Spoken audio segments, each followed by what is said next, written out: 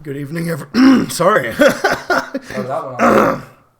Good morning or evening, everybody. Welcome to Is Today the Day podcast. We just got done with a brutal workout, so we're all a little tired, roughed feeling up. Good. Yeah, we're feeling good. Two different sides of the coin. Mm-hmm. Anyways, so today we bring Sasha Marie Krause's family into prayer, along with a congratulations for Aztec, New Mexico. Austin's won. I kept plugging him. I doubt I made a hoot and heck of difference, but you know, you heard it here if you listened, and he's won. So good news all around. All right, Lord, I come to you in prayer. Thank you for bringing us all here safely. Thank you for bringing me time to bring this podcast together. Thank you for letting IT and Warspirit have the time to just join us today. And thank you for Warspirit's patience as he exercises two fat boys on the treadmills. Amen. Thank you, Lord. Lord, I pray for comfort and peace with Sasha's family tonight, Lord. I pray for the state of New Mexico. I pray for the Navajo reservation, Lord. I pray that a mighty revival breaks out in this land that sweeps across the nation. Lord, in all understanding that you reign. Amen. Amen. Let's get to the music. Amen.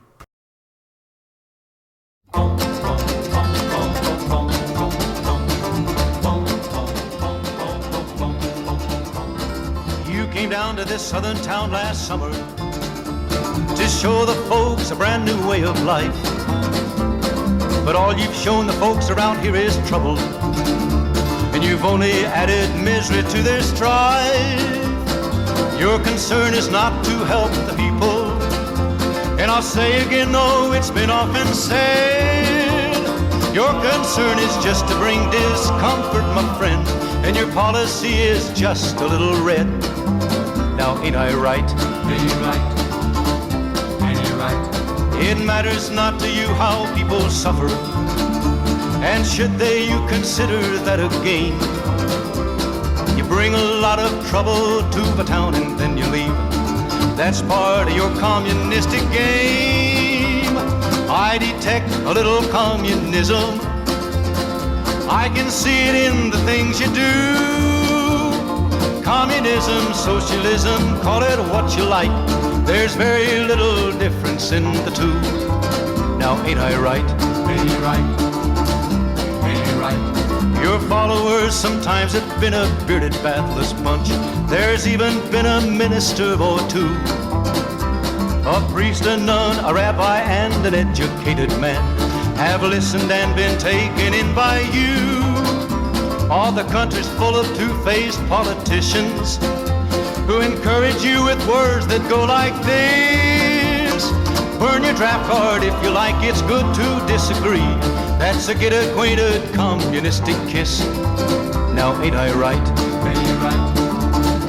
Ain't you right? One politician said it would be nice to send some blood and help the enemy in Vietnam. That's what he says, here's what I say, let's just keep the blood. Instead, let's send that politician man. Let's rid the country of the politicians who coddle tramps that march out in our street, protesting those who want to fight for freedom, my friend. This kind of leader makes our country weak. Now ain't I right? Ain't you right? Ain't you right? Let's look and find the strong and able leaders. It's time we found just how our neighbors stand. If we're to win this war with communism, let's fight it here as well as Vietnam. Let's rise as one and meet our obligations, so communistic boots will never trod across the fields of freedom that were given to us with the blessing of our great almighty God. Across the fields of freedom that were given to us with the blessing of our great almighty God.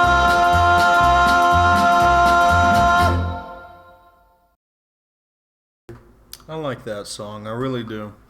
That's a really good Just a good way to start any night. And I mean, that's kind of the encasement of what we're talking about here almost every evening that would come. So, we've got a few topics to go over today. Did we change our topics and date and stuff? Mm-hmm. Okay. Good. We're starting off with the upgrade on the Democratic election. Okay. Should be in order there. Yeah, so we had Elizabeth drop out. Bernie's still in, right? Bernie and Biden and sadly or confusingly Tulsi Gabbard, but Tulsi doesn't have a chance. Not a chance, and goodness gracious, I don't even... Snowball's chance in hell. That's right. All right. If I may, Tulsi, just go ahead and quit right now. And I'm gonna get you a water. Because you need to get your fair share. I don't need water. I need that up there. No, right hand there. sanitizer. Yeah, okay. Well, This here is the people's hand sanitizer. Can I borrow it, comrade? yeah, so I'll take a water as well, Warspirit. So it's kind of a lax night. I mean, the world's not ending as we know it. Tensions are low. And it's looking like Biden is going to take the lead. And, I mean, if so's the case, well, you know, I was watching an interview this morning. With Corn Pop? Well, sadly not. Oh. It was his friend Donald Trump. Okay.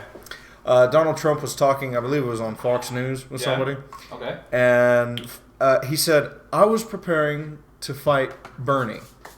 Because I thought Bernie was going to take the primary. Yeah. That's what he said. He said, I asked my wife what she thought. I was talking to all these people, so I was preparing for Bernie, because Bernie's going to be hard, you know. He said, well, not hard, but he's going to say he'd be harder than Biden. Yeah. So I'm preparing for Bernie. Right. And he said, now that Biden's won, I'm like kind of lost on what to do, because there's no way he's going to win. You know, and I get that. You know, and that's what I feel. It's like the Democrats are so scared of letting go of, you know, the people that are ingrained in there that Right. they're literally shooting themselves in the foot. I mean, and that is kind of like miraculous to me. I think it's a good thing that Bernie didn't take the lead because, yeah, Bernie's got more of a base than Biden does. I really do think that. Except the thing is with Bernie's supporters is that they're mostly younger, and it's very true. And mostly Marxists and stuff are shouting this because they can't get their way. The reason they are is because millennials don't vote. Right. We just don't generally. I do.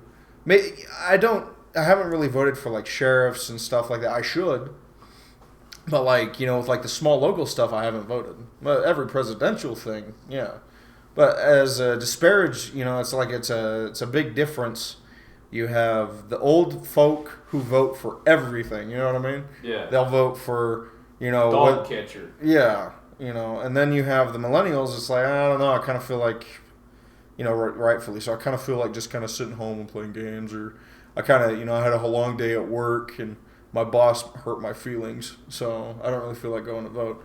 Which is, you know, this comes from a millennial. I am one. Y'all generation need to get your crap together, which I see a lot of. I mean, a lot of people are starting to get into gun culture and all that. My generation, Sure. namely me, IT. Thankfully to video games. Yeah, video games is a big part of that. And I mean, it's kind of funny, you know, we're talking about Biden and all that, Bernie. It's such a short topic. We don't even, like, have to. Yeah. I mean, everybody knows what's going on, and it's ridiculous. Everyone, and that's what I was saying, is I think we're going to see a change of attitude. Yeah. What we're going to start seeing is people are realizing that the Democrat Party doesn't care about their base. Right. It's not about their base. It's about the party. Right. It's not even about the party. It's about the power. You know what I mean?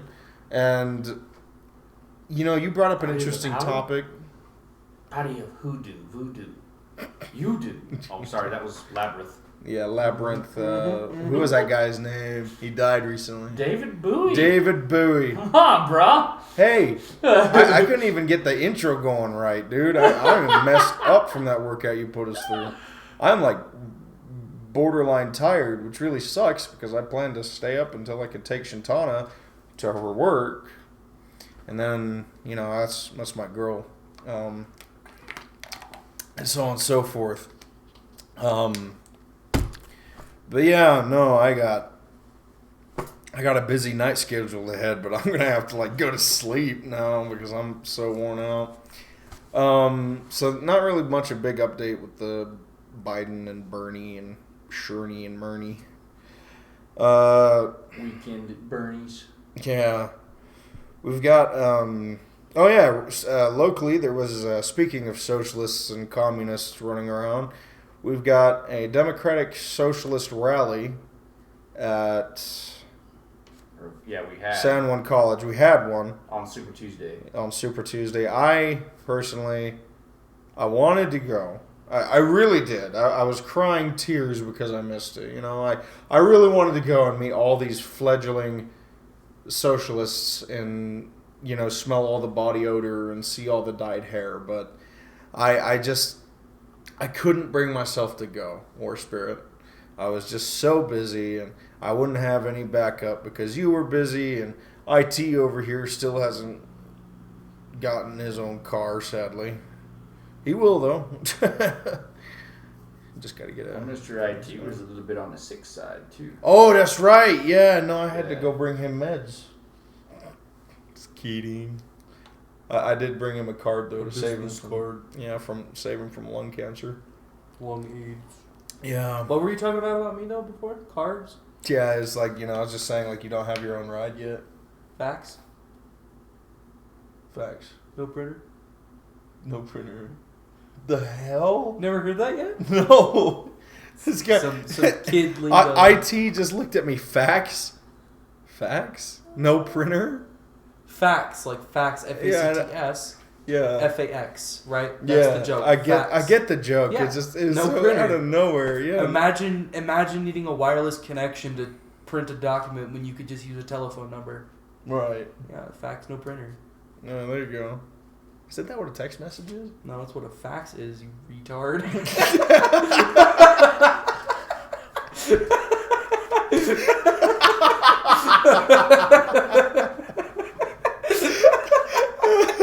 There's a highlight for the evening.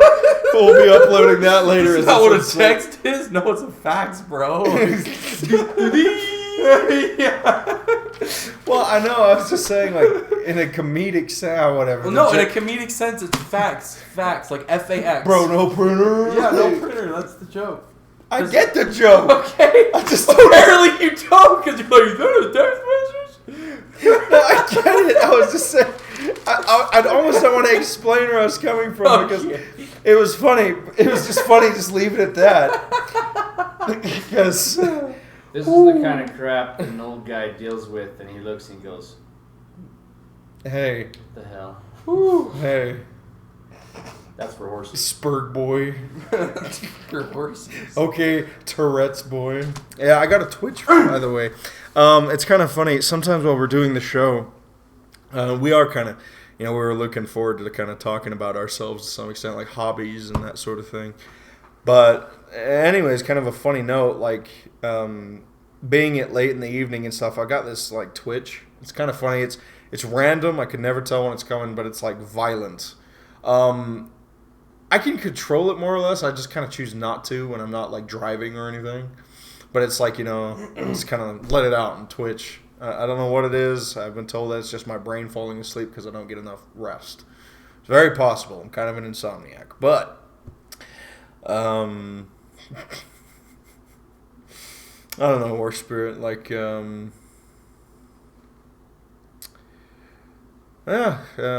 Scout-style rifles. I'll tell you my favorite Scout-style rifle is, I actually mentioned it to you. Yeah, it's the actual scout rifle that you and I were thinking about. Yeah, the Steyr Scout. Yeah.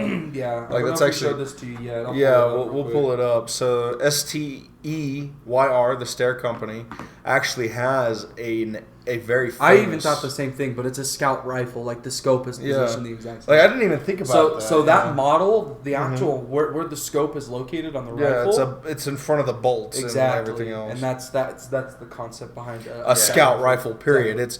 It's on the front of the gun instead That's of... one requirement. Yeah, Yeah. it usually is 308. That's the whole thought process in a scout rifle. So Colonel Jeff Cooper, he's the one that kind of popularized it, like wanted to push it, and he was he did a lot of guide stuff in Africa back in his younger years, and he liked that style of rifle. And in fact, early scout rifles were just iron sight rifles, but the sights were front, and pretty front forward, kind of like an AK style sight. Yeah. And in Africa, guides would have those a lot of times because if their hunters were hunting or something, whatever, and a lion come like running up, you could just do a snapshot. Yeah, real quick. Smack it. Shoot the animal. Yeah. Save your hunters. Yeah. It's good for that medium to, like, what I would consider long range, but not like long range. You know what I mean? Medium range, and then also real close in, quick snapshots. Yeah. And so Jeff Cooper started studying with this, and he started studying with scopes and putting with long eye reliefs on the front. In fact, he first started studying with pistol scopes, because pistol scopes you can have really long eye reliefs, and they're usually like a fixed power, like a 3 or a 4 power. And so you're basically looking at like out to like 450 yards. Right. Okay. Interesting idea. I think it could still be a good use for some stuff. Another thing with a scout rifle is it has to be super light. Oh. Because you want to be able to pick it up, poop and scoot. That's what you're saying. Snapshotting. Well, snapshotting, but also you're on the move. You're going long distances. Yeah, you're not far out in front of your you're scouting. Yeah. So you want something really light so you can move fast. Mm-hmm. Yeah, you're not entrenching yourself like a sniper. You're not setting up the bed with the cot with the piss bucket on or anything. So you got like a pencil barrel on your rifle. It's real it's like a polymer stock. Just as light as you possibly can get it. Right. Carbon fiber would make for a good scout rifle, don't you think? Yeah. We're actually talking about that. Like, I would love to have a full-blown carbon fiber AR-15. Like, could you imagine, IT? It'd be light. It would be lighter than my set of boots. You would also faint at the price tag. Yeah. No, 5.56. Couple if you did carbon fiber barrel and carbon fiber 4-stock is about $2,500. Yeah, it's expensive. AR-10, you're looking a little over $3,000. So, is that just the process of building carbon fiber, you think, speaking of? Yeah, because, just the process they do, make it with, and then the companies that sell it, because there's only like 3 companies out there that are selling carbon fiber barrels right now. Okay. Well, that makes sense. They kind of got a rule on it, and they can charge as much as they like. Yeah. Makes sense. Yeah, no, I like the idea of scout rifles, and once you explained to me like what that was, it instantly clicked, because I've seen rifles with like the scope a little bit ahead of the standard scope length, which is like right on your cheek, but this one is scout rifles are forward, and when you said that, it hit me instantly, the usage of a scout rifle, and that's being quick shots and just being maneuverable, and also you don't give up your peripheral vision, which is important. Yeah. Is it, it's a different use program. I can't say that it is better or worse than having your eye completely enveloped in a scope, but for that purpose, like you're saying, going ahead of a group, or just scouting out your day, going forward ahead of maneuvering like that, being able to move and everything, and that quick ability, to just be able to pick up, you aim up, you go hot, you look, you fire, then you can go back down and get going. Mm-hmm. And that's what's really neat. And I never really considered the lightness being important, but like it really would be, because you can make, we used an example because I was rolling in a game called Insurgency Sandstorm. We all play it. I was rolling with a Mosin Nagant with a scope that was on the front of the barrel. And even I noticed that it was very easy to make those quick, like, bam, bam, bam, bam. And that's the whole reason, is you can kind of you can see targets in your peripheral, instantly kind of sway that scope in that direction, find it, fire, and go on. Sure. So I like the idea of, like, personally, I think for like DMR, medium range, that is maybe not like, it's kind of hard because you're looking into, like, what's the best scope for what you would use a scout rifle for? Like, what's the best range on it? Like a 4 times, an 8 times. I would say a 4-power scope. A 4-power scope. I mean, if you're only going after 450 yards, Yeah. 4-power scope should be That should be sufficient. fine. Yeah, you can hit a man-sized target with a 4-power scope as long as you have a fine enough crosshair. Right, which is, there you go. You know, you got yourself a good little scout rifle. You scoot and boot and shoot. That's just as long as it's like just do it like a fixed 4-power would be great. I like that.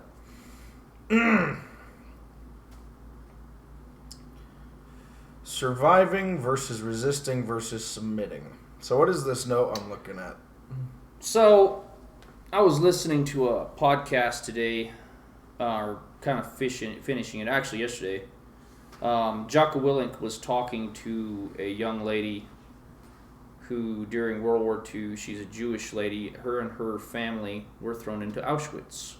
Oh yeah, you're. For those of you who don't know what Auschwitz was, it was a concentration camp that the Germans built. It actually was in Poland. It was actually a military base, and they converted it to house the prisoners, the Jews. Yeah, when you say Auschwitz, that's immediately like people don't think of like the base; they think about what happened. Yeah.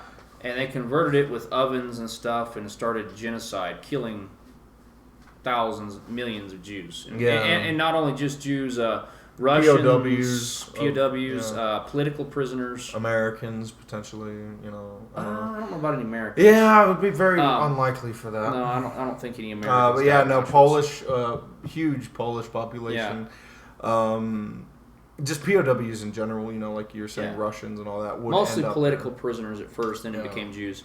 But, so this lady, she just talked about her time there and how she survived. And something kind of hit me interesting while I was listening to it is because she kept saying, you know, because Jocko would ask her, well, why'd you do that? Like, because they'd be like, well, you know, pack your things, you know, and you know, get on this train car. And it started with her dad no longer owning his business, like they took it from him. Right. Yeah, they shut him down. And you know, every time Jocko would ask her, it's like, well, you know, why did you do that? Well, we didn't have a choice. We had to. If we wanted to survive, we had to. Right. And every time, like, he would ask, then it went to like, well, pack your things. You're gonna go on a trip, and they put them in the train car, and they just willingly went on the train car, packed their things. Like they reported to the German soldiers to be loaded on. Mm-hmm. Yeah. And it's like, well, we had to, and that nuts? Yeah. That is the last of these three that I have on here submitting. Yeah. They were taught that.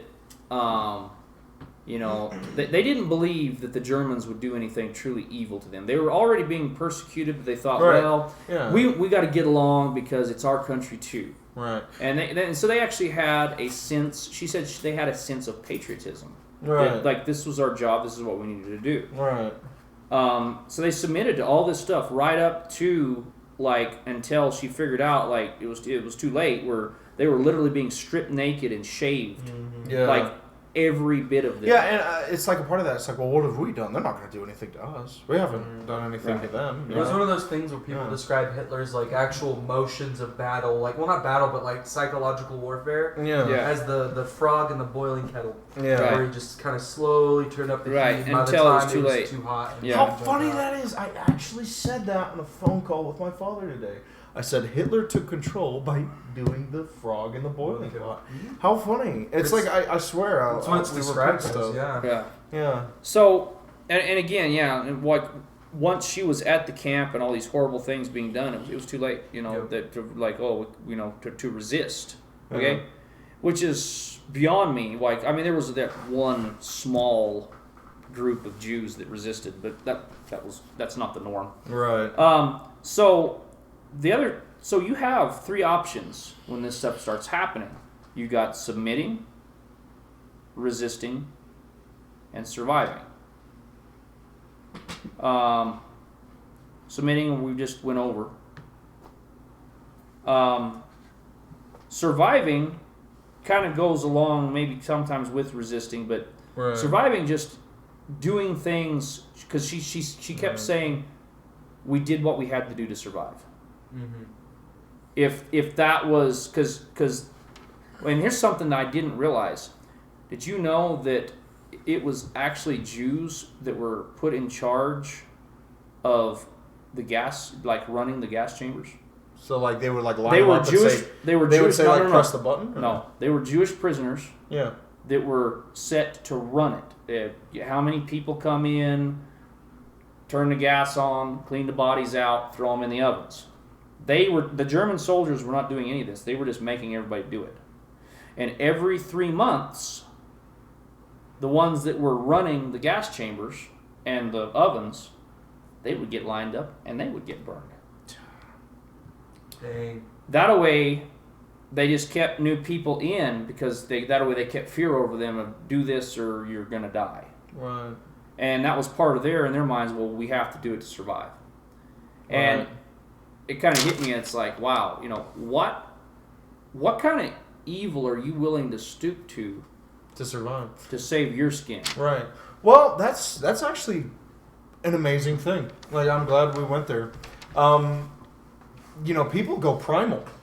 You know, when it's like, you know, your life. Mm-hmm. Like, you will see some crazy stuff. People who have been married for, 20 years or so. It comes to that survival thing, they'll leave their spouse or whatever, they'll push them away and run. And that's kind of what that is right there. You know, your people. And it's like you're, getting out of here and getting to see tomorrow. You know what I mean? Yeah. You have to do it. Right. And I mean, goodness, some of those rooms that, the showers and all that or whatever were massive. They'd fit like at least 50 at a time, and or if not like 100 or so.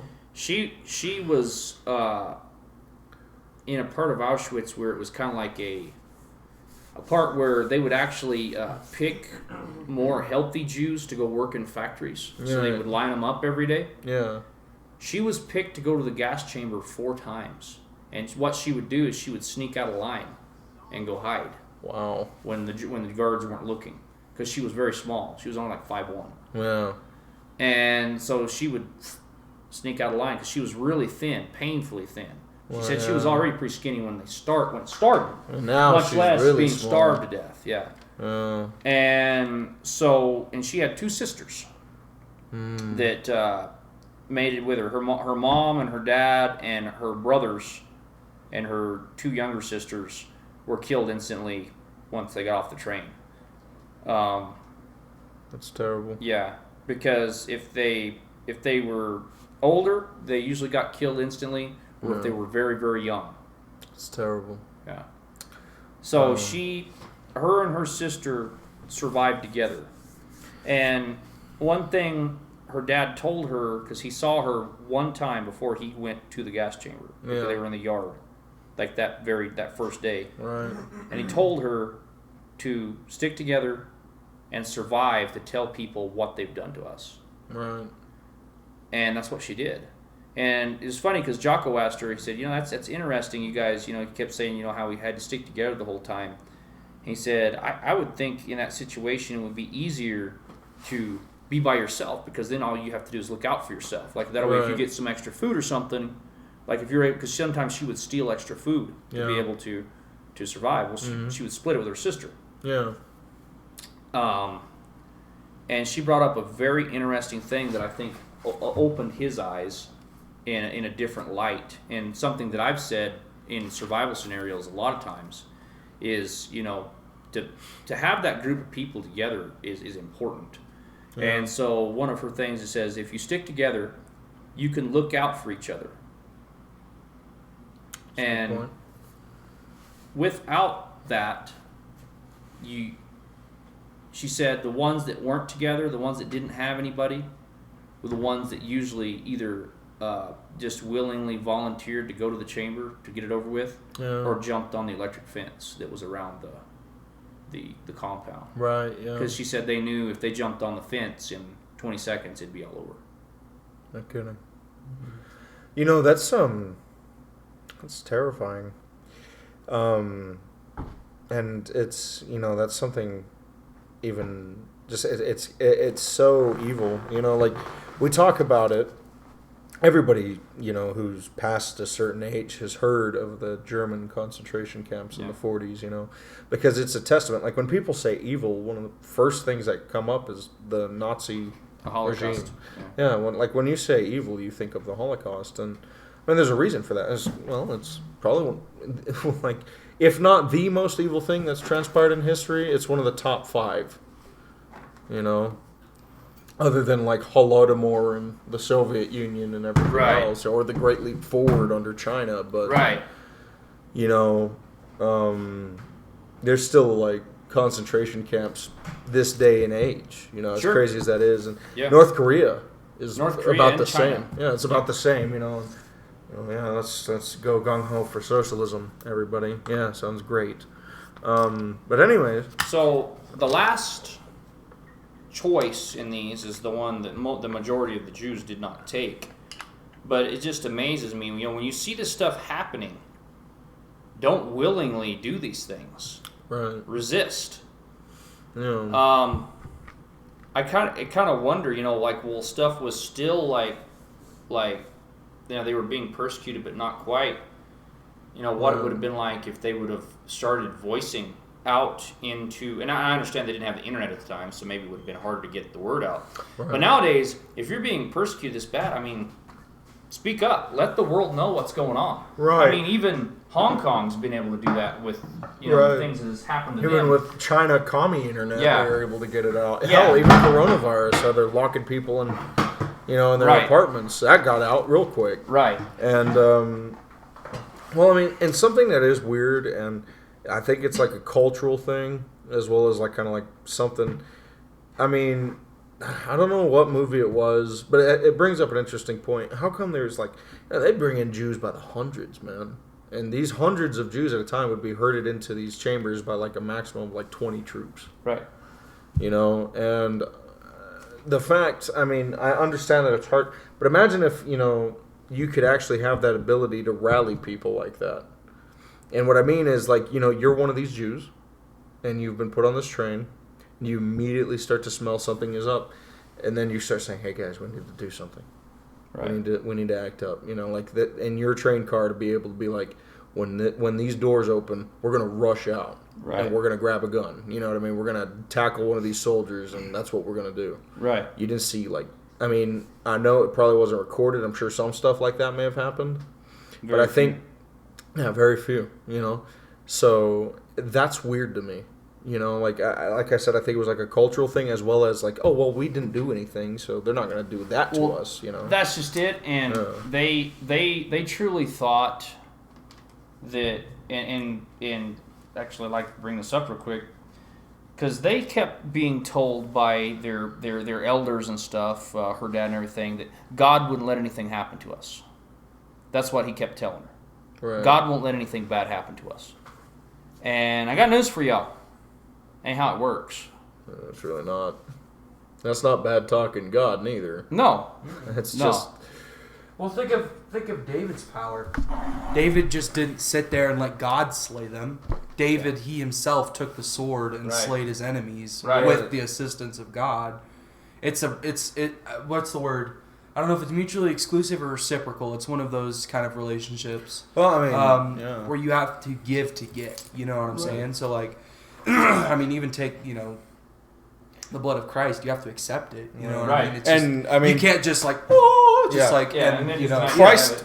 Christ had to go on the cross. That's your example. Yeah, it didn't just like blood rain from the sky. Yeah. You know what I mean? It just though that was an option. It could have. It's just there was nothing there. There was something to give. Ehud, my favorite story in the Bible, the story of Ehud, the left-handed man of the tribe of Benjamin, goes up to that king and stabs him because God told him to. It was time for Israel to be free. God could have just, lightning, there goes the temple, but he didn't do that. Yeah. Why? Man, I don't know. I'm really, that's kind of a weird thing. You could talk for hours about that alone. But yeah, that's a good point. You can't, well, there we go. the pastor who jumps off a boat, right? He jumps off a boat in the middle of the ocean. He's swimming, and guys are like, "Hey, get back on the boat!" And they throw him a life thing, and he pushes it away. He says, "God's gonna save me. God's gonna save me." So they're waiting, and eventually it's getting late, so they drive off and leave him because they got no choice. He won't get on the boat. So eventually a National Coast Guard comes by, because the guys have called him, and they throw down this, this life thing. "Hey, come on, get up here. Get up to the chopper." No, God's going to save me. Leave me alone. And then he floats by an oil rig and all this other stuff, and they're all like, "Save me, save me." Eventually, the sucker drowns. And he gets up there, "God, why didn't you save me, God?" "I don't know. I gave you a helicopter, a boat, and an oil rig, and what more do you want?" Yeah, what more do you want? And, a lot of people have heard that, but I think a lot more people need to hear that. Right. That's the same thing. If you as a Christian have taken aspirin for pain, there you go. You can't just, "Oh, God, heal me of this pain." As I believe we should be able to have that faith. I would push Christians to do that. But at that same token, if understand that if medicine has been given to you, and it's not something you're addicted to, it's nothing that's hurting your faith or your walk with Christ, then by golly darn it, God gave you it. Use it. Right. And that's kind of like where I was leaning with that. And, I mean, that could have been, as you were saying, like their father telling them that or so on and so forth. I know that it's kind of it's a sad thing, hundreds of people being marched to their death and millions on top of millions of bodies piled up in a very short amount of time. 6 million approximate. I don't know. I think that was the last I read was 6 million or so. And that's 6 million people who. Well, that's not 6 million, but that's like at least 5 million people who could have at least raised their hand. You know what I mean? Because I don't think the German military had enough bullets to stop 5 million people. You know what I mean? Well, that's just it. And thing is, not to downplay, the victimization, but that is a bit odd. The thing is, again, going back to the God wouldn't let this happen to us. I see it all the time, and I especially saw it in the early 2000s, very late 90s in Christian churches, as far as, and I think somewhat it's shifted towards, because we have a lot of churches now have security teams and stuff like that. But I remember when I was a teenager, our youth pastor was like borderline like anti-gun, all this stuff, and it's like, well, why? Well, if you live by the sword, you die by the sword. Well, no, you're not interpreting that correctly. Here's the thing: living by the sword doesn't mean. Excuse me. That sounded disgusting. Yes, it did. I pulled some John, hand sanitizer. Put some hand sanitizer. It was so nasty. Yeah, right by the microphone. Thank you. No.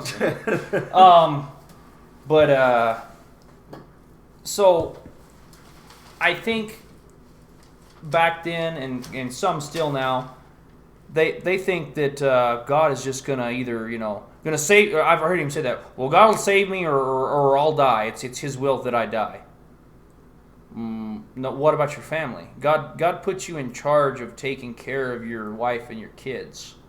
So, are you going to be in that situation? Think about a father in that situation in the Holocaust and watching your wife and kids being stripped naked by German soldiers and shaving their private parts. And probably being belittled at that same time. Yes. And, seriously, man, and at the end of all that, they walk them into the chamber, and you realize, they're about to be dead. Yeah. And you're the next in line. They close the door. Those are the lucky ones that got in the chamber. They also did medical experiments upon them. The Mengele and stuff. All kinds of stuff.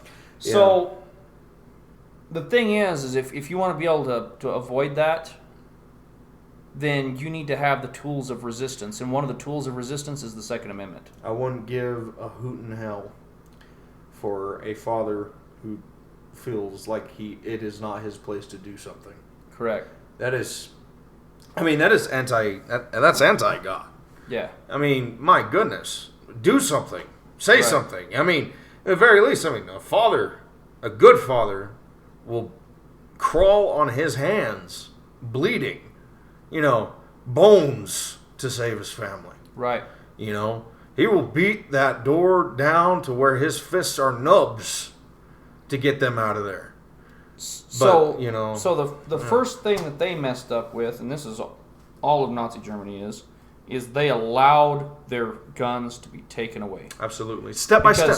Because of that, the Gestapo could come in at any time. Anytime. The brown shirts could come right in, do whatever they wanted. Hey, get this. Hey, red flag laws. Hey, I think that person was saying something funny. I bet you they're hiding Jews in their attic. Right. Hey, SS officer. Yes. Hey, they're hiding Jews in the attic. Well, what told you that? They were speaking against the state. Oh. And so you start to see why we stand opposed to red flag laws. It's not that we're standing opposed to crazy people having their guns taken away. We're standing opposed to innocent people being treated as guilty. Right. And we're opposed to... We're opposed to... tyranny. Well, yes, but we're opposed to somebody being called a criminal before being proven that they're a criminal. So right. We're going to say you're a criminal, and then you have to prove that you're not. Right. And that's what they're doing. That is not constitutional. Right. And that is coming up right now. The sheriffs actually have followed suit against the state. Good. The sheriffs of New Mexico have followed a suit against New Mexico over the red flag law. It's in the courts right now. I don't know how that's all going to play out, but they have followed a suit against that. Right, like I said, the voice of San Juan County and a bunch of other counties in the area, we're not having it. Yeah. Virginia got the spotlight, but we're here, man. We're dealing with the same tyrant here, the same devil. And, that's the point, too. What business is it of yours that we're harboring innocent people in our house? You know what I mean? And that's where it's going to go down to. Because this red flag stuff, it's not about guns. It's about control. I mean, because here's the next thing. Because something that cracks me up is people who say, oh, well, I believe, that anybody who's crazy should have their guns taken away. Okay. Right. Well, at what point do you consider crazy? Right. Is flying an American flag in the back of your truck crazy? Or is, going boo-boo, is that crazy? You know what I mean? Like at what point do you draw that line? That's where it scares me. Well, one of the red flag deals I saw reported, this was in, Wisconsin. This guy had a red flag order set against him, and they reported on the news that I read it, and he had 2 rifles, a handgun, and they said a stockpile of 1,000 rounds of ammunition, John. Oh my God, that's almost like 150 million. Yeah, they said the stockpile of 1,000 rounds. Stockpile, right. No, they were trying to make it sound like this guy was like, getting ready for the boogaloo. That's like $50 at Walmart worth of ammo, dude. It's a little bit more than that, but I mean anybody. Like I have lots of friends that competition shoot, and when you competition shoot, you buy in bulk, and so you buy online. So like right now, you can go on Palmetto State Armory, and you can buy 1,000 rounds of 9mm for $160. It's a stockpile. Yeah, that's a stockpile. That's ridiculous. I mean, that's just blowing things out of proportion. Like me and my buddies, like especially handgun, I'll go through 3,000 rounds a year easy. Right. Oh yeah, sorry about that, folks. It's been that way for been a lazy. long time. Sorry. Playing on that phone. That's cool. Sorry guys, he's updating that. Photo. What's the premium snap? He's updating his premium snap. You're too old to know what that is, buddy. Shut up. That's weird. You're not supposed to know about premium snaps. I know all that kind. I know lots of stuff, boy. That's so funny to me that even exists. You know, speaking on social media, that premium snaps even exist. Like, it's the same reason that, you know, I drive down that doggone road that we have famous for with the billboard, Jesus is watching you, next to the adult video. Yeah. And I look at that adult video and I'm just baffled. How does that open? How is adult video still open? I know it's completely off topic, but like, don't these well, maybe I shouldn't say that. There's lots of places on the res, John, that don't got internet. So they drive. You gotta get that. You're telling me that they drive. You gotta get that happy time some way. I guess addiction is something from hell, man, because they are driving all the way from Shitrock all the way down to friggin' Farmington. That's the only thing I can think of. I don't know. That's. I was thinking the same thing one day. You know what? I was also thinking, okay, so it's either that. Toys. It's probably toys. Well, yeah, but that wouldn't keep you again, you can get that on Amazon. Yeah. All that stuff on Amazon. Way cheaper, but more discreet. What I'm saying is it's either that or they're doing something illegal, like they're selling drugs or something out of there. Awesome. Or prostitution or something like that. Maybe we should take a microphone and, well, not a camera. We couldn't do a camera in there, I'm afraid. No. Take a microphone and interview some people, ask some questions. Be like, hey, what keeps this place open? Like, is a sheer willpower of the owner or something? Like, I will not let this die. Either that or I tend to think like maybe there's something illegal going on, because how else would it stay? Because you don't ever see any vehicles parked there ever. Never. Yeah, it's weird. I mean, I don't know. I'm not usually driving down that road like in the later hours of the night. But even that place closes at like what? Probably like 9. I don't know. I know the lights are on late. Like if we do like a late night like church thing like on Wednesdays. I'll be driving home about 9:30, 10 o'clock, and there's still lights are on. No, well, I would think so. You know, you got an interesting point. I bet you that place is doing something illegal. It's just a suspicion. I mean, I can't prove it, but that's my gut feeling. Well, I mean, look at this. I mean, you were saying like the VHS and all that, or like the old school technology out on the reservation or whatever. Yeah. Guess what? There's a place called Something Sexy on the reservation that would sell. Further down, it's close to Kirtland and stuff. It's way closer to the main bulk of you know. So that's what I'm thinking. I'm like, well, that place. I could understand that place staying open, but I can't understand that one being staying. I tend to think there's something illegal being done. That's interesting. Call 1-800-Crime Stoppers. Yeah, they're selling pictures of nudes. It's illegal. Just kidding. But, that's kind of an interesting way to go. And speaking of us and where we reside and everything, this weird haven, you know what I mean? That is Farmington, Bloomfield, and Aztec. Yeah. You know, there really is nowhere in the world quite like it. I've traveled, as funny as it is. I've traveled a lot of places. I've traveled. I've been to almost every state in the Union. You were in Wuhan just last week, weren't you? Yeah, I was just in Wuhan the other week. It's got a weird cough now. But I've traveled. You know, I've been to Mexico and all that. I've been all over this country. I've been through Texas. I've been through Florida. I've been through California. I've been through Washington, D.C., Virginia, Carolina. You know, I've been all over this country. There's nowhere that even resembles this place. Which, I mean, granted, that same token, there's nowhere that resembles Virginia. There's nowhere that resembles, you know. I think you can find some of the same culture. I don't know.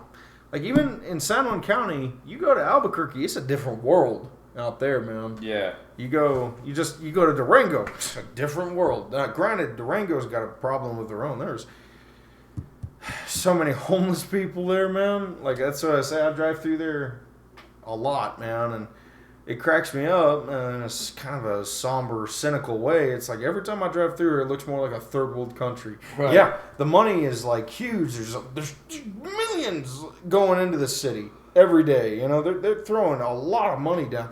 They're building apartment complexes, housing. Businesses are opening up. It's booming, but there's nobody inhabiting these places. It's kind of like those big old ghost cities in China.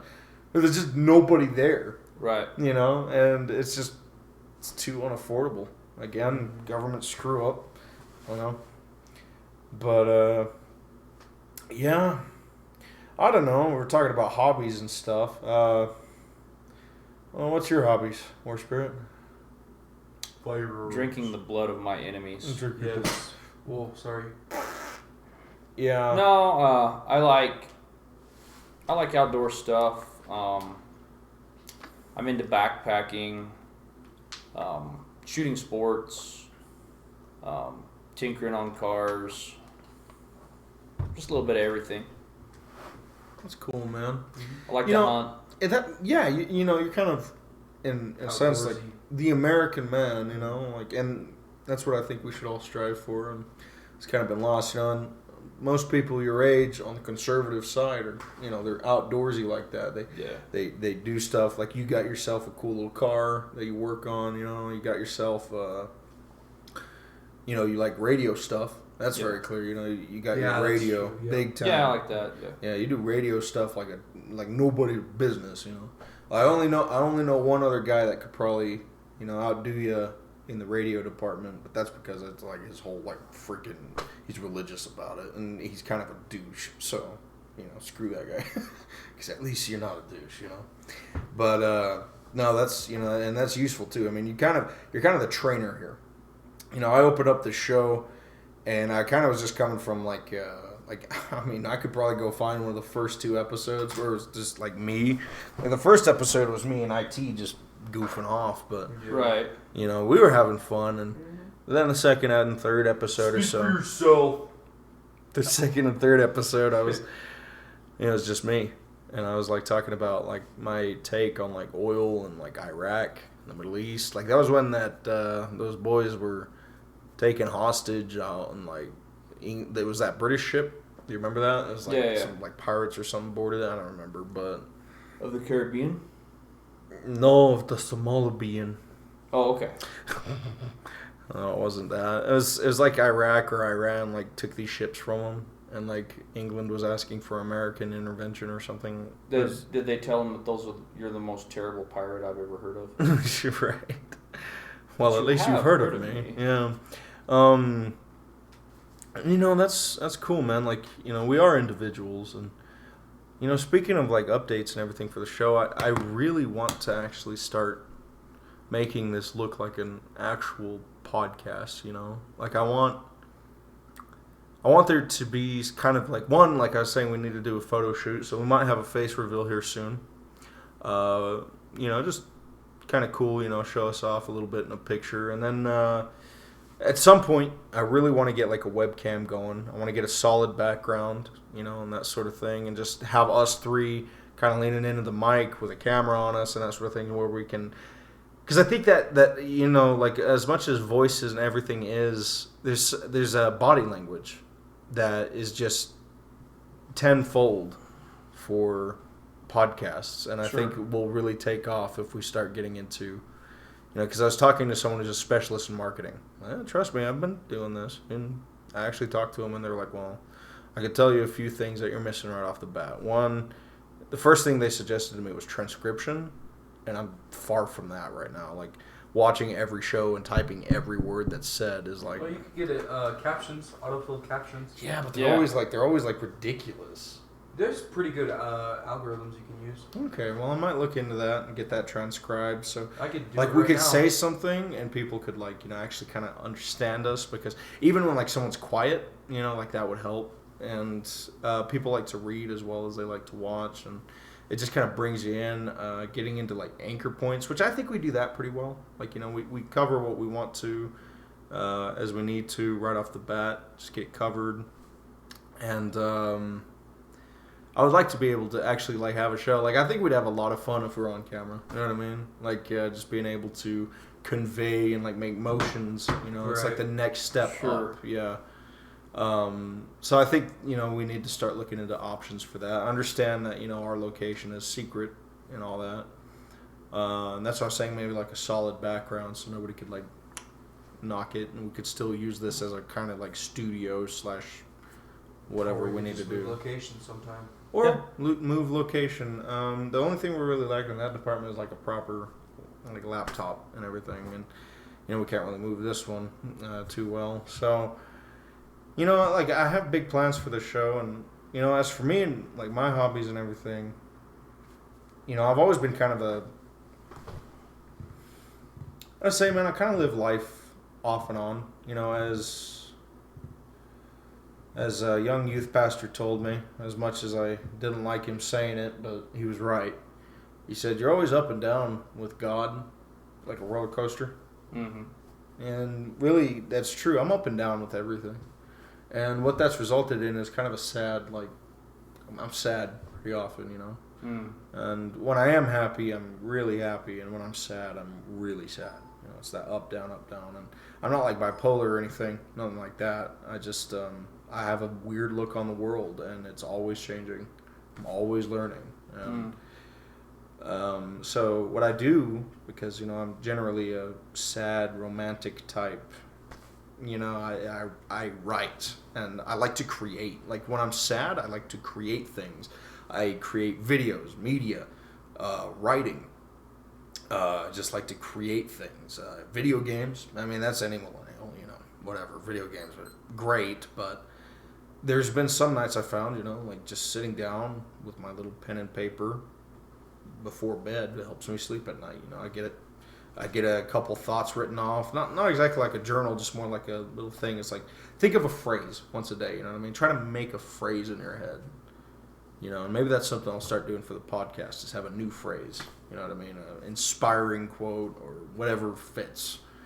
Start doing that. And I'm trying to get into that pattern myself. And it's like create a new phrase every day. And you'll find that your views change. You learn, like the brain is amazing to me because you can learn a lot through just yourself. It's what studying is. I mean, you look at something, a million times and you don't get it, but one day you'll walk up, well, doggone it, that's what it was. You know what I mean? You're like, oh, I get it now. And that same thing, it's like you'll have a thought that runs through your head, and eventually your brain will word it in a way, and it's like this epiphany. And to me, like, that's always such a aha! I love that feeling. And I don't know, like I said, writing, that sort of thing. And that's why I got into this whole podcast and the show. Was like, well, I've always been into politics. I've studied history. I love history. And I see people kind of turning, changing to go repeat it, and not in a good way. And I just kind of want to stop that, or at least make people see, because maybe we're past the point of no return on this, but, at least I can say, well, I could have told you so. And I guess that's kind of a nice thing to have. Well, and just like I was telling you earlier today, John, when he was talking on the phone, I want to be able to honestly look people in the face and say I did everything I possibly could to stop violence from happening. Yeah. I think we're unfortunately headed there. Yeah. But that way we can honestly say, no, I did everything I possibly could. Yeah, like that's what we're doing right now. It's show that we talk about peace. Mm-hmm. Well, we talk about tactics and stuff, but all that is kind of, it's kind of on a borderline. It's serious. It's also on that, like, entertaining note. We're in peacetime, Yeah. So this is mostly for, like, it's literally about... Like I say, I've said 100 times, si vis pacem parabellum. Right. If you want peace, prepare for war. Yeah. That's when you prepare for it. That's when you sharpen your skills. Yeah. Not when war is at the cusp and you're being loaded on train cars. Right. Hey. It's like, the FBI is knocking on your door or whatever. Hey, I think I should have installed the lock. Well, I look at all these, and that is one thing that saddens me about, and I understand video games have, like, helped a lot of kids be, like, interested in firearms and stuff. But I was helping a buddy of mine move last week. He went into a new house, and so his 20-something son, we was all hanging out at my truck, and you know me, my my truck, I usually have some kind of smoke pole behind the seat. Yeah. Sometimes. No smoke. I was like, what the hell are you talking about? Good old bang stick. And pull that smoke wagon. So we were talking because I saw my buddy, his gun cases, and so he was showing me his great-grandfather's, he has a 1903. And so he was showing me his great-grandfather's rifle. I was like, oh, that's cool, man. I said, you want to see my rifle? Yeah, sure. So I was showing it to him, then I showed him one of my Glocks. And so this kid walks up and says, oh, that's so cool, man. It's just, it looks like he's looking at my rifle, and it looks just like off of PUBG. And I was like, oh, cool, yeah. Is that the gold scar? Yeah, and he was all excited. I told you it was happening. Yeah. I told you it was happening. Well, yeah, dude, we've seen a huge, but the right wing is young men. But here's the one thing that bothers me about it. You got all these kids that, they're interested in it, they're wanting to shoot, and that's great. That's great. But if you're interested, if you're a young man out there, or young lady, and you're interested in firearms stuff, go get with some people that know what they're doing, that'll teach you and take you to the range, let you shoot. Because this kid was he was looking at it and he's all this is like a machine gun, right? And I was like, no, it's semi-automatic. What's that? Because video games don't usually have semi-automatic only, because you can go rock and roll. Right. And I explained to him, I said, well, we can't have that, because of stupid laws and stuff. And he's like, really? And he was oblivious. Didn't even know. He adorned the Boogaloo mask that day to go fight the tyranny. And then he looked at my Glock and he's all, this shoots 2 rounds at the same time, right? Oh, and I was like, no, bro. That'd be a machine gun. You can't have that. Maybe with a SUV kit. And he said, they got one of those on PUBG. You can do that. And I was like, well, this isn't PUBG, bro. Yeah. But so it's cool, and I like that it's got their attention. Their attention, right? But if you're somebody out there, I challenge you. You go out, get with some people that you know, or heck, go up to San Juan Wildlife Federation, on a Saturday, and start talking to some of the older guys. If you let them know you're interested in guns, they'll probably help take you under out. their wing, yeah. Yeah.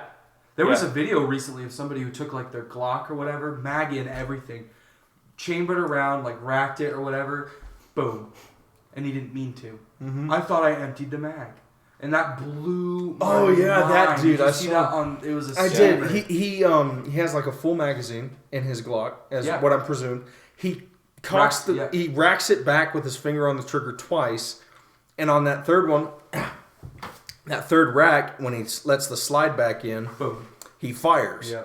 I thought I emptied the mag. So that's just a lack of training. Yeah, exactly. And that's what everybody was saying. He didn't even pop the mag. He didn't even take it out, too. You don't know what you don't know. Yeah, exactly. You really don't. And baby steps, at least nobody got hurt, but he could have killed himself. So, and that's why I challenge everybody out there, don't go buy you a Glock from East Main Trade, just because I saw it on PUBG and I know what I'm doing, because when I click the right mouse button, I can bring it up the sights, and the left mouse button shoots it.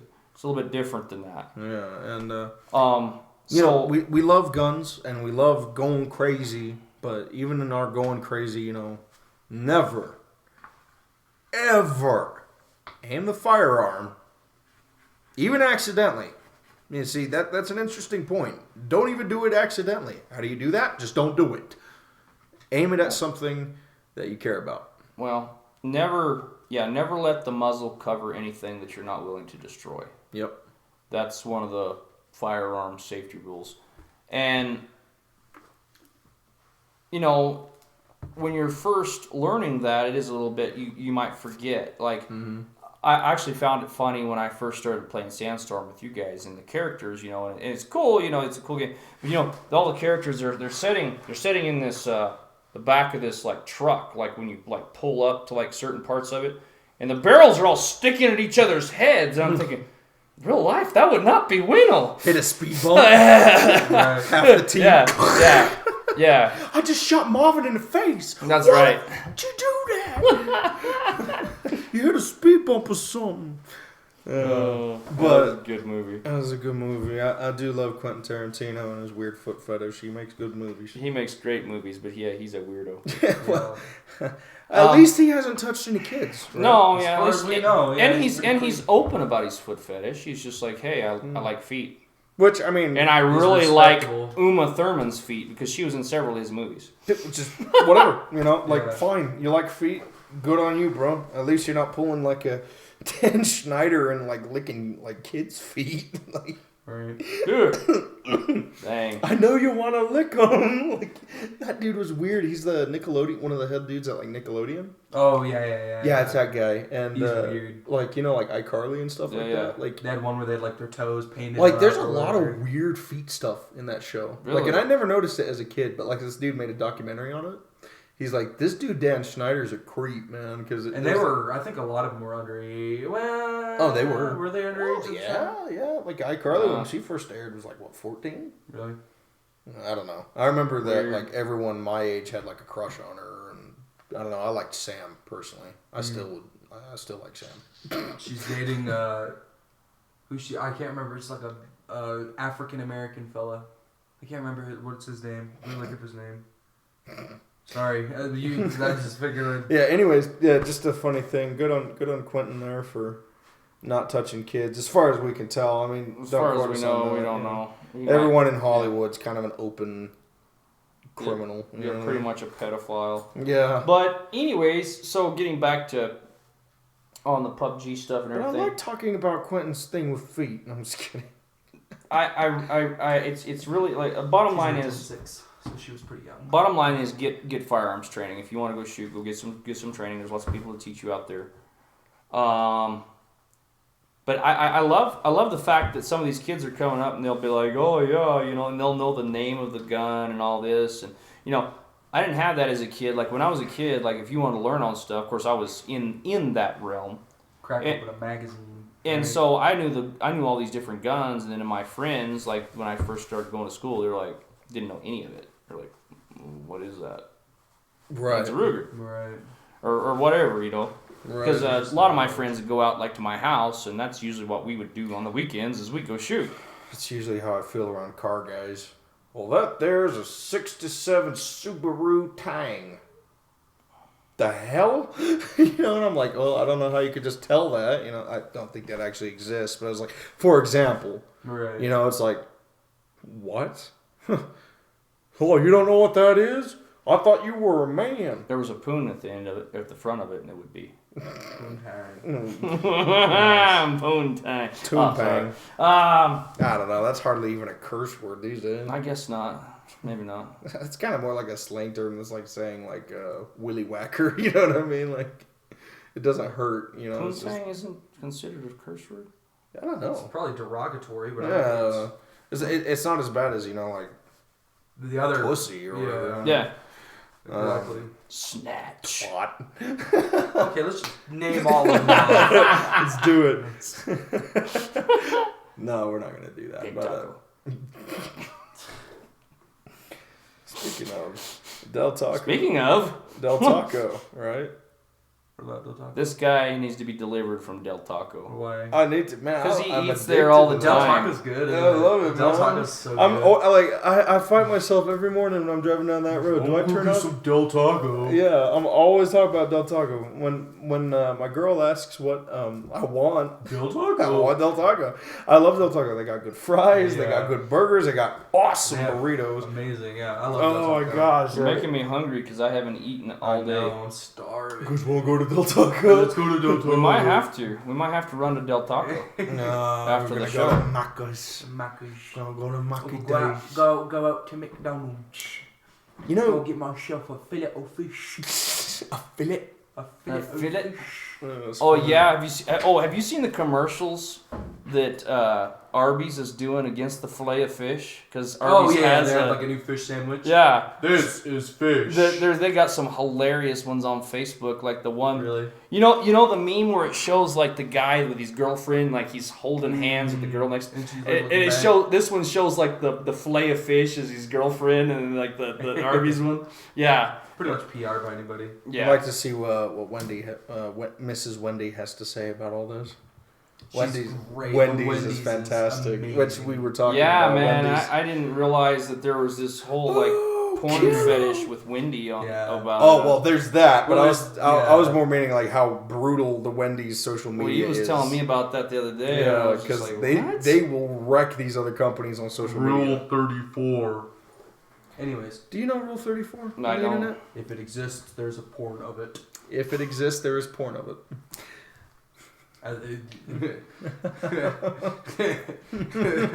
That's Rule 34. Warspirit's just shaking his head violently. Yeah. Wow. No, I was not aware of that. And I would have been happy going on with the rest of my freaking life. Just rest assured that 9 times out of 10, if you find a topic, there's probably going to be something out there. Right. If you find a movie you like, I'm trying not to think it. You're making my brain go places. I'm trying not to here. I don't know. You should look on the internet about a jar. Oh no. And a man, a legendary man. Yeah, that's a terrible Anyways, fate. So what else were we talking about? So IT, we hadn't really heard about you. Yeah, what's your hobbies, thing, bro? Oh, hobbies? I like technology. Technology. Right. I really like technology. As far as like hobbies are considered, that's like my big thing. I love gadgets. I love the learning about cores. The actual inner workings of computers and various pieces of technology. I love that a lot. That's pretty much that's really a big one for me. I haven't really had disposable income to actually flesh out a hobby of mine. Right, yeah. So I'm kind of stuck there. I think a new one that I've found recently is clothes. I really do enjoy fashion, not in like I'm talking like That's why we need to get a webcam. It's for the crap. I did a little bit of a posh kind of hair flip with a hi. Anyways. I have to say, was it magnificent? I'm not gay, but if I was a gay man, I'd fit the bill. I would totally be attracted. But yeah, the big thing with me will. You have to be gay. So, yeah, that's good. Only. Wait a minute. Only if you're not in prison. Exactly. But I think I would get like streetwear, and it's not so much to where it's like I idolize it. And it's not like a hobby where I'm going to collect all these Jordans. Right. Like all, Nikes. It's not like that. I just like good styles. I like that feeling of putting on a fresh shirt, slick, looking clean. Yeah. Like I like that part of. I would say that's probably one of my newer hobbies. I just investing in clothes. I like clothing. So right.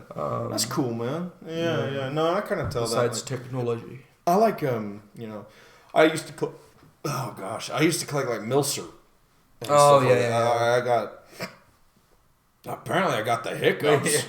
But I got like German. I got a lot of German stuff for my teenage years. I loved collecting German stuff, Russian stuff. I had this really cool Swiss coat that had like a bajillion pockets. Mm-hmm. I remember that. Like I had this, and it always made me look really fat because the pockets would sag. But I loved that coat. It was just perfect because I could fit like anything I wanted. Like if an officer searched me, he's going to be using his whole damn afternoon to find what he's looking for, because there's so many pockets. I think I lost that one with my ex though. She liked that coat more than I did. Yeah. Anyways, but yeah, no, like I remember meeting you, IT, like. It was always great. We something I do know that we both like, because I thought about this asking you this evening, was like music. Yeah, that's true. Really have like an interesting taste for music. Like like I know you've kind of gotten into like some rap and stuff, but even your rap, like I can get behind, right? Yeah, like DJ Shadow. Mm-hmm. Like I like that guy. It's like old school rap, and even Warspirit is like what I mean? Like, but like as we're saying, like. We're not really big on like the modern rap generation, because like you got like 6ix9ine and Lil Pump and all these other guys, or even this one dude who keeps popping up on my Instagram feed that sounds like a squeaky toy being thrown against the wall. Yeah, that's how it sounds. Yeah. And people are like, that's the national hit right there. That's it. Well, I think a big thing too is like, especially in that genre, it's really stagnated. Yeah. Like the one thing that is easily identifiable to me is when people have their headphones in, you can't hear anything, but you can hear that. You can hear that beat, the snare. Mm-hmm. It's copy paste, copy paste, copy paste, copy paste. And I think the big thing is that it's different. It's new. Let's go to that. That's what I like is newness. Mine is more kind of fleshing out the lyrics. I like looking for something with lyrical value. And albeit I love songs like that just don't mean anything. Like it's called Obstacle One. I think is the Interpool. It's called Obstacle One by Interpool. Mm-hmm. One of the lines is she can't read, she can't read, she can't read, she's fat. What? Like, how does that even correlate at all? You know what I mean? Like, this, it's like, but, no, I've always enjoyed, like, songs that have sort of more lyrical value. Recently, I've been kind of getting into, like, a sort of synth wave. There's something really cool I'll show you after we're done with the podcast.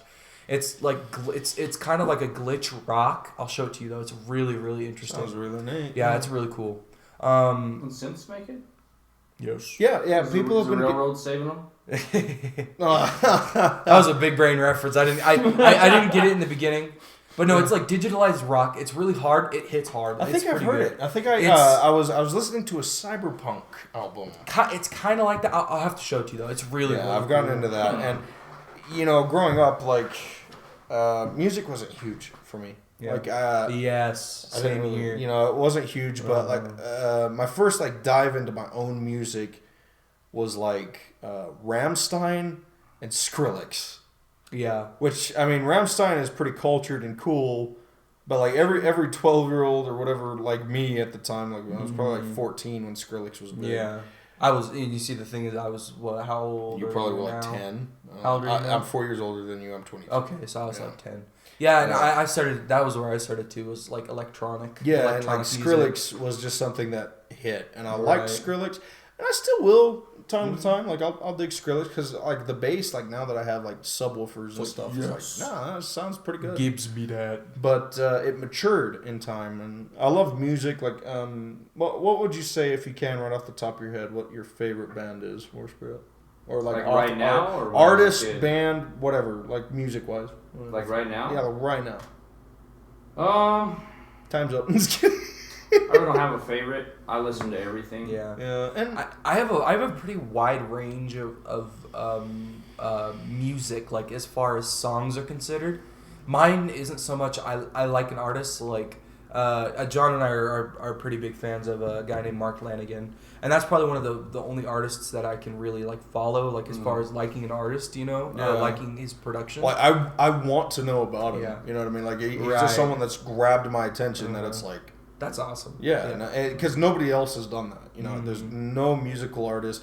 Johnny Cash is pretty cool, but his story, like you immediately kind of know his story, and that's the same reason I like Mark Lanigan is you immediately know his story when you just hear his voice. Right. It's like this guy is he's been through some stuff. Right. Yeah. And it resonates with your soul. And Mark Lanigan, I cannot plug him enough. Like, and just right away, like I don't really care. Like he could come out as a full blown like liberal lefty, and I'd still love his music.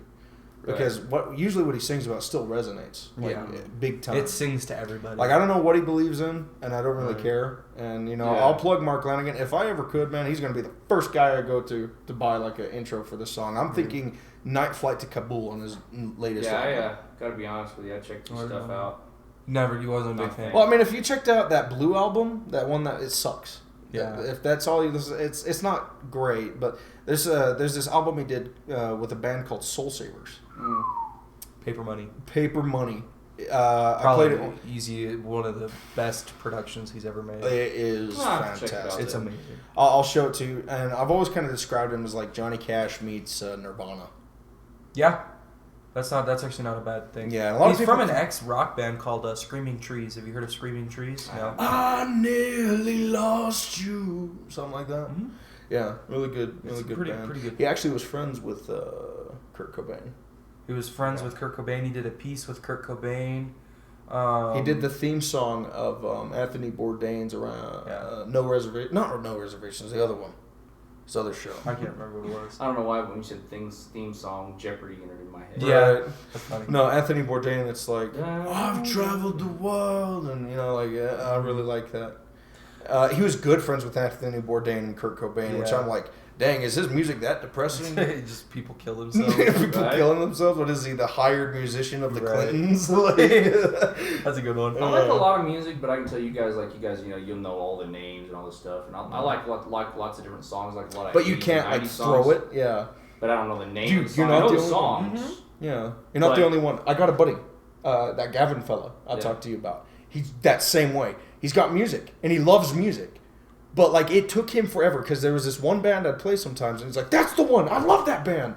And he would know all the lyrics and the song and everything. He could sing the song. He just couldn't get the name. He couldn't get the name. Yeah, I know Sabaton. tons of songs, but I don't remember the name. Oh, really? Yeah. I didn't know that. Yeah, he loves Sabaton. That's the only band he listens to. And for me, it boils down to genre. Like I like for I have a playlist called Groovy, so I like You like that funky stuff. It's kind of it's like a funk, but it's like the best way I could describe it is kind of garage rock. Like it's so hard for me to. It has to have like this funky sway kind of to it as well. But I mean, there's some that just hit hard. With the desert music. It's called what is it called? Even like stoner metal. I'm into that. I like they have that like it's not desert music. What is it called? Anyways, it's just like the best way I could describe it is Tunic Ton? No. Sorry. I'm talking about like it's a song that you can only describe by like feeling dirt in your teeth, like you're just cruising like down the desert in a muscle car going like 120 miles an hour. You got dirt in your face, you can taste the dirt, you know what I mean, and you're just in the middle of a desert and it's just ripping on you. Yeah. That's like the only and the thing. Like I very rarely do I follow artists. Like I said, I'm not gonna download album after album of an artist. I'm gonna pick a song that I really really like and throw it into my rotation. Yeah. Music is a big deal for me and IT. Like, one of the phrases that I talked about that I came up with one day, and it's one of the ones that stuck around with me, is music can make the man with a broken leg march. See, and that's cool that you guys have that. See, me, I've always been more. I love music. I like tons of different songs. But it's funny because I'll always mention different films and stuff. You'll be like, huh? Exactly. I love because you're a film buff. I'm a film guy. Mm-hmm. Yeah. Like I know films all the way. I've watched films from the 40s, 30s, 40s, all the way on. Right. Exactly. And my thing is movie quotes. Yep. To me, those are Yeah, you're a freaking.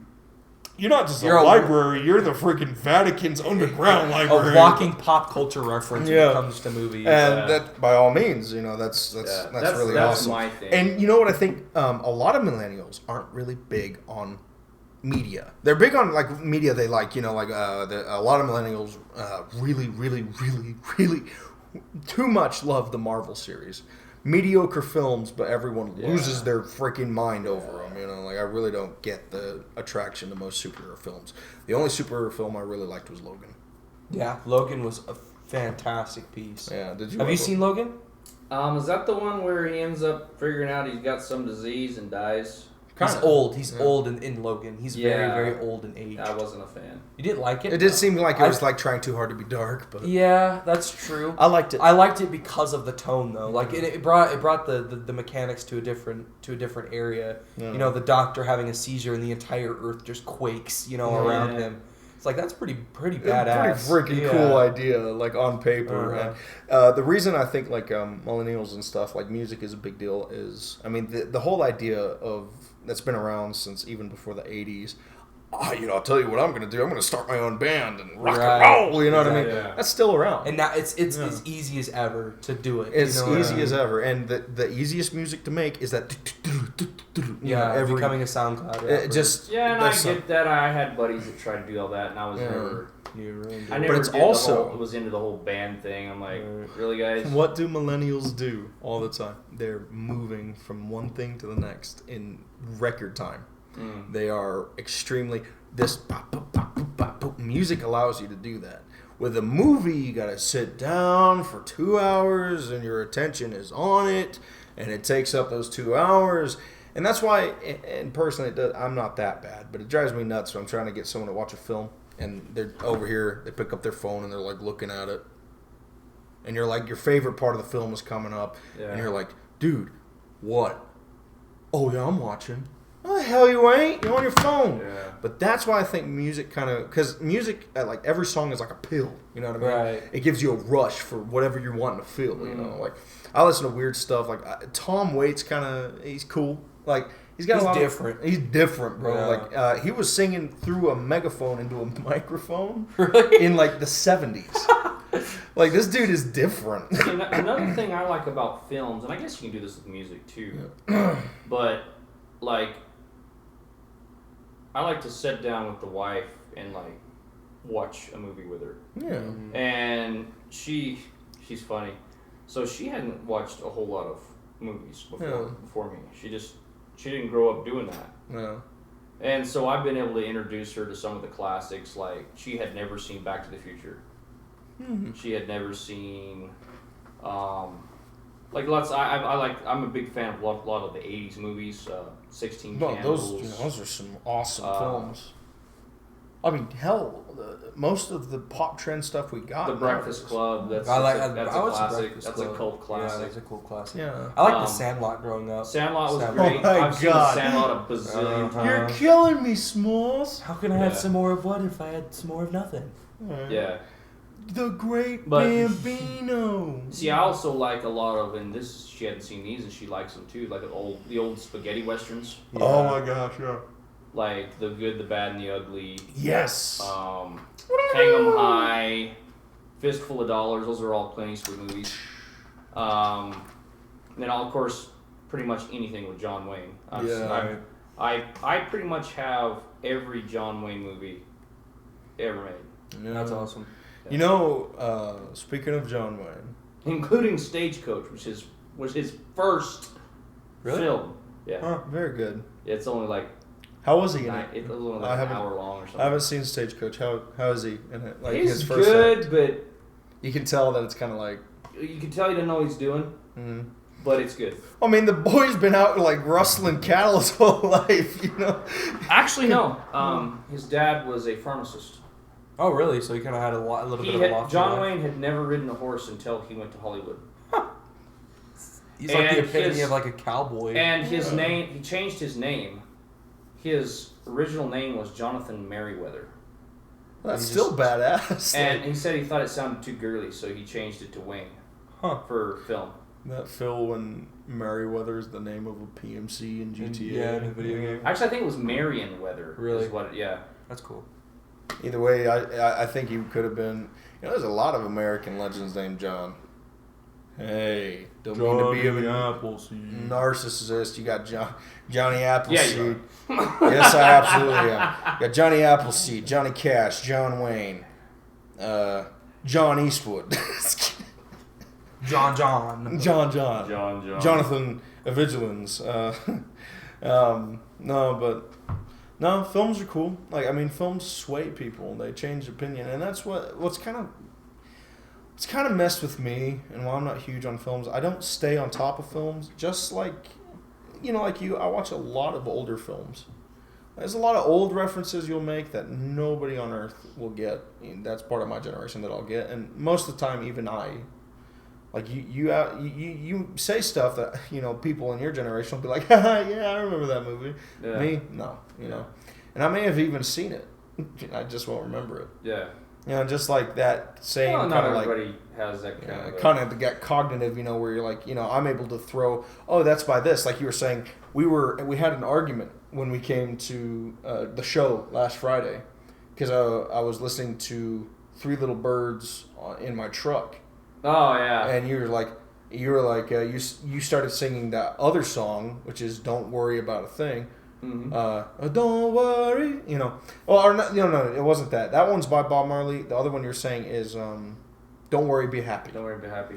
And you were like, "Oh, that one's by Bob Marley," and I was like, "No, it's not.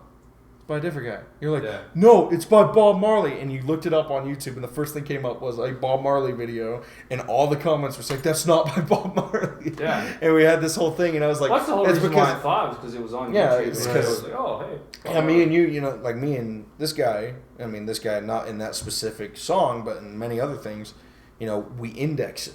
Yeah. You know, it's an index here, in the same way you can open up that file and throw your movie quote out there. We can, we can throw a song reference out there. Right. Internet memes. Oh my gosh. Yes. Big on that. I mean, that's pretty much anybody in this generation. Yeah, memeage is, memeing and everything. I didn't even know that's like what they were called until like probably like 2011. Yeah. But I mean, I was in the whole internet culture since like 2006. Right. Like when YouTube first, there you go.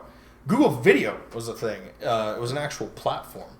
Like Google Video now, it just shows you a bunch of websites videos are from. Google Video used to be its own platform. I didn't know. Oh, I didn't know. At least that's what I think it was. But either way, like you would, instead of going to a website, you would just play the video for you. Huh. Like right there. So it was like, my dad banned YouTube, so I just go to Google Video. Yeah. I'd still find the WTF bomb, the shoop de whoop, the stuff that Warspirits over here is like, oh. Old classic memes and stuff. Just that. And I grew up on that, and it was like our own little deal. And, a lot of people, it's funny to me when somebody's like, oh, dude, remember Neon Cat? I'm like, yeah, it was like last year, wasn't it? Dude, like Neon Cat was like 10 years ago. I know. What? Right. Horrible. What? You remember that little cat with the Pop-Tart with the rainbow coming out the back of it? I guess not. No? It was huge, dude. Huge. Was it? Massive. They still are selling socks. Yeah. Wow. No, I don't remember that. Okay. But, like, people are like, dude, remember Neon Cat? I'm like, yeah, that was only like a year ago. They're like, dude, that was 10 years ago. Yeah. And you look up Shoop de Whoop, dude. That thing's like 20 years old, man. I don't know what that is either. It's yeah, we'll show it to you later. Probably. We'll go into it. And I mean, cheers to anyone who listens to this. Is like, yeah, this guy's a true veteran. Yeah, no. I'm massively autistic because of it. Yeah, it's ruined us. It's ruined us. We can't laugh at normal jokes anymore. Somebody walks up to us and says "bees trigger," and we just shit ourselves. Our pants are full. Oh, is it one of those? Oh, no, it's not like that. It's not as vague as that. It kind of is, but it's not. It's back not in the day, memes weren't vague like that. Mm-hmm. We've evolved to shit posts. Yeah. Was what that would be. Yeah, it's something I still don't really understand. Don't worry about it. You're not supposed to, and if you don't find it funny, again, that just means that means that you're not fucking stupid. Like that means that you're a normal human being with a functioning brain that isn't damaged by shoop de whoop and WTF bombs and everything else like that. So I suppose we better wrap it up. It's getting about that time. Yeah. Thank you, everybody, for joining us this evening. It's been a real pleasure. Go ahead and get that outro music going, because, I think we've covered everything. I don't see any reason to drag it out to 11. It'll just be a boring show. Yeah. We're pretty much done. Yeah, so thank you, everybody, for joining in. God bless you for listening, and God bless you for not listening, either way. We here are happy to have you. I always have fun coming out here and talking with the guys. Today I've been real bushed. I do apologize for any mistakes and everything that we've had this episode. And, we just hope that you keep listening, share us with your friends, subscribe, follow us if you genuinely enjoy us, because we will make the show better in time. It's just we are only as strong as our signal right now. Yeah. So make our signal stretch far and wide if you want us to. And make sure and like, comment, and subscribe. Yeah, let us know that you're listening. Well, if you don't want to be shouted out, don't worry, if you're a bit shy about that, or don't want your name or username to be affiliated with these three goofballs, just let us know you're listening. Thank you, everybody, and God bless you. Have a wonderful night.